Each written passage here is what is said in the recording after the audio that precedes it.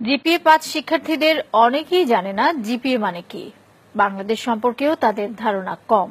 মুখস্থবিদ্যা নির্ভর পড়াশোনা এবং শুধুমাত্র ভালো ফলাফলমুখী শিক্ষা ব্যবস্থার কারণেই শিক্ষার্থীদের এই অবস্থা বলে মনে করেন শিক্ষাবিদরা। আনোয়ার হোসেনের রিপোর্ট। মাধ্যমিক পরীক্ষার ফল প্রকাশের দিন এমন উচ্ছ্বাসে মেতে ওঠে শিক্ষার্থীরা। ভালো ফলের সর্বোচ্চ মাপকাঠি জিপিএ-৫ যারা পায় তাদের আনন্দ সীমা ছাড়ায়।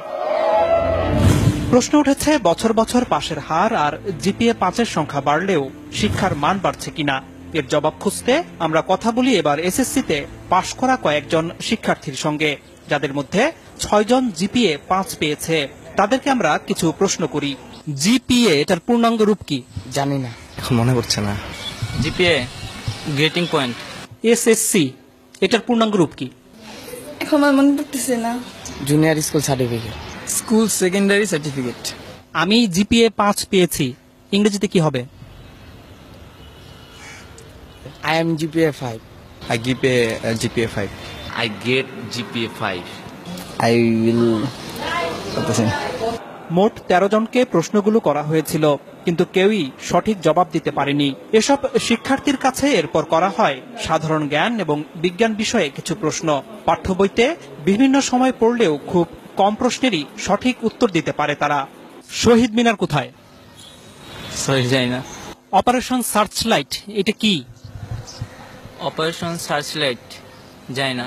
অপারেশন করার সময় যে লাইটটা জ্বালায় ওইটা হয়তো জানি, কিন্তু তার বেশি কিছু জানি না। 25শে মার্চ কাল রাতে পাকিস্তানি হানাদার বাহিনী যে প্ল্যানিং করে আমাদের দেশে হঠাৎ আক্রমণ করে, ওইটাকে অপারেশন সার্চলাইট বলা হয়। শহীদ বুদ্ধিজীবী দিবস কবে? শহীদ বুদ্ধি দিবস জানি না। 17 আগস্ট। 10 ডিসেম্বর। আন্তর্জাতিক মাতৃভাষা দিবস কবে? জানি না। স্বাধীনতা দিবস কত তারিখে? স্বাধীনতা দিবস 16 ডিসেম্বর। বিজয় দিবস কবে? বিজয় দিবস হচ্ছে 26শে ডিসেম্বর। জাতীয় স্মৃতিসৌধ কোথায়? জাতীয় স্মৃতিসৌধ হচ্ছে পাই না। রণসঙ্গীত কে রচনা করেছে? পারি না। রবীন্দ্রনাথ ঠাকুর। বাংলাদেশের জাতীয় সঙ্গীতের রচয়িতা কে? কাজী নজরুল ইসলাম। মাউন্ট এভারেস্ট কোথায়? ইংল্যান্ড। তুমি সায়েন্সে পড়েছ। পিথাগোরাস কে? একজন ঔপন্যাসিক। নিউটন কোন তত্ত্বের জন্য বিখ্যাত? জানি না। আইনস্টাইনের কোন তত্ত্ব কি তোমাদের পড়িয়েছে? আইনস্টাইন না, নিউটনের পড়ছি, কিন্তু আইনস্টাইনের পড়ি নাই। নিউটনের তত্ত্বটা কি, নাম কি? গাছ থেকে মানে আপেল পড়ার যেই তত্ত্বটার নাম কি? নামটা মনে নাই। বাংলাদেশের বর্তমান রাষ্ট্রপতির নাম কি? বাংলাদেশের বর্তমান রাষ্ট্রপতির নাম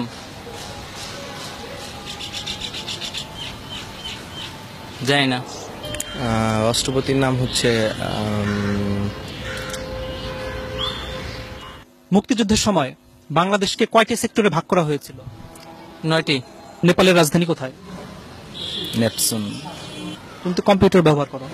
ব্যবহার করি মাঝে মাঝে, আর কি এই ফেসবুকে আর কি থাকি, গান টান শুনি। হার্ডওয়্যার এবং সফটওয়্যার এটার মানে বুঝো? জানি না। তোমরা কি পাঠ্য বইয়ের বাইরে কোনো বই পড়ো? এমনি মানে গল্পের বই পড়ি। কার গল্প? রবীন্দ্রনাথ ঠাকুরের গল্পের বই পড়ি। রবীন্দ্রনাথ ঠাকুরের একটা গল্পের নাম বলো তো।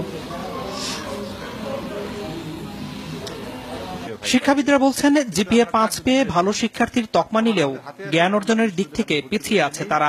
আমরা দেখি বিশ্ববিদ্যালয়ে ভর্তি পরীক্ষায় জিপিএ-৫ তারা পাস পর্যন্ত করতে পারে না। তার মানে যারা জিপিএ-৫ পেয়েছে তারা যেটা শেখার কথা সেটা শিখে নাই। তার মানে হচ্ছে কি এই জিপিএ-৫টা সত্যিকার জিপিএ-৫ না, তাদের হাতে জিপিএ-৫টা তুলে দেওয়া হচ্ছে। এখন শিক্ষার গুণগত মানটা যদি বাড়ানো না হয়, তাহলে শুধুমাত্র সংখ্যা দিয়ে আসলে কোনো লাভ হবে না। এদিকে শিক্ষার্থীরাই জানালো কেন তারা এসব প্রশ্নের উত্তর দিতে পারছে না। প্রথম কথা হলো আমি সংবাদ বেশি দেখি না, নিউজ পেপার পড়ি না। পাঠ্য বইয়ে যে সিলেবাসটা দেওয়া আছে ওই সিলেবাসের মধ্যেই সবসময় সীমাবদ্ধ থাকো। ওগুলো সায়েন্সের সাবজেক্টগুলো একটু বাইরে পড়ি, কিন্তু বাংলা সমাজ এগুলো নিয়ে আমার বেশি ঘাটতে আর কি, বেশি ওগুলো পড়ি না। তবে শিক্ষাবিদরা মনে করেন দেশের সাহিত্য ইতিহাস সম্পর্কেও জ্ঞান থাকতে হবে শিক্ষার্থীদের। বিজ্ঞান বাণিজ্য মানবিক বিভাগের মধ্যে তো আলাদা করা যাবে না। এটা এই দেশের যদি নাগরিক হিসাবে তারা বড় হয়, তাহলে তো এগুলো জানতে হবে। কোথায় শহীদ মিনার, কেন শহীদ মিনার, কোথায় স্মৃতিস্তম্ভ, কাদের স্মৃতিতে স্তম্ভ, এগুলো তো জানতে হবে। এটা না জেনে কি করে? তারা বলছে তাদের বাংলা সাহিত্যের ব্যাপারে, ইতিহাসের ব্যাপারে আগ্রহ নেই। মানে এটা আসলে তাহলে মানে তার কি পূর্ণাঙ্গ শিক্ষা পাচ্ছে? না, একেবারেই না, একেবারেই না। শিক্ষা সংশ্লিষ্টরা বলছেন, শিক্ষার্থীরা মুখস্থ বিদ্যা নির্ভর হয়ে যাওয়ায় তাদের এমন দশা।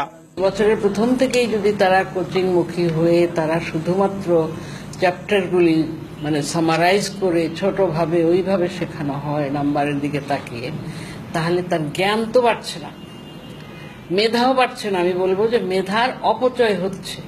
এর প্রভাব পড়েছে চাকরি ক্ষেত্রেও। চাকরিদাতাদের অভিজ্ঞতা বলছে, যেসব শিক্ষার্থী ভালো ফলাফল করেছে তাদের একটি বড় অংশই ইন্টারভিউ বোর্ডে ভালো করছে না।